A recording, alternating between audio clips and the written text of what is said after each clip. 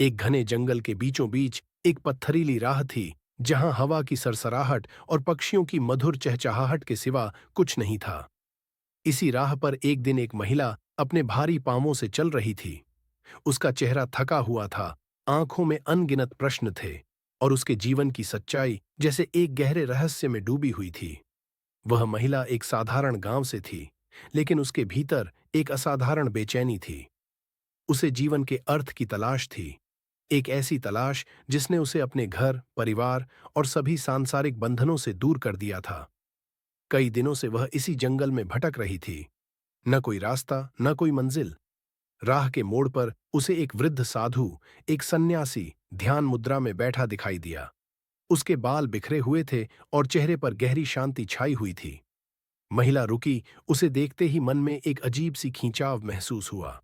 उसने धीरे धीरे आगे बढ़ते हुए उस साधु के पास जाकर कहा, महात्मा, मैं जीवन के अर्थ की तलाश में हूं, कृपया मेरी सहायता करें। साधु ने अपनी आंखें खोलीं, जिनमें गहरा ज्ञान और अनुभव था। उसने महिला की ओर देखा, फिर कुछ क्षण चुप रहा, फिर बड़े शांत स्वर में बोला, जिसे तू खोज रही है वह तो तेरे भीतर ही है। बाहर की दुनिया में कोई सत्य नहीं, केवल भ्रम है। महिला ने कुछ क्षण के लिए सोचा, फिर बोली, लेकिन मैं अपने भीतर देख नहीं पा रही हूं। मैं खो गई हूं। साधु ने हल्की मुस्कान के साथ कहा, खो जाना ही पहला कदम है। जब तू खो जाएगी, तभी अपने आप को पाएगी। जीवन की यात्रा भीतर की होती है, और तेरा मन ही तेरा सबसे बड़ा गुरु है। महिला चकित होकर उसकी बातें सुन रही थी। उसका मन अब भी प्रश्नों से भरा हुआ था, लेकिन उस साधु की शांति ने उसे कुछ क्षणों के लिए हल्का महसूस कराया। साधु ने अपनी आंखें फिर से बंद कर लीं और महिला को संकेत दिया कि अब वह जा सकती है।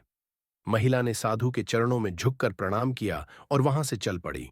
उसके कदम अब पहले से हल्के थे, लेकिन उसकी खोज खत्म नहीं हुई थी। वह जानती थी कि जीवन का रहस्य उस साधु की बातों में कहीं छिपा था, परंतु उसे समझने के लिए उसे अपनी यात्रा जारी रखनी होगी। जंगल अब भी वैसा ही था, लेकिन महिला के भीतर कुछ बदल चुका था। अब वह सिर्फ उत्तर पाने के लिए नहीं, बल्कि अपने भीतर की गहराइयों को समझने के लिए चल रही थी। उस साधु ने उसे केवल एक दिशा दी थी, बाकी यात्रा उसे खुद ही तय करनी थी। रास्ता लंबा था, लेकिन अब वह डर नहीं रही थी।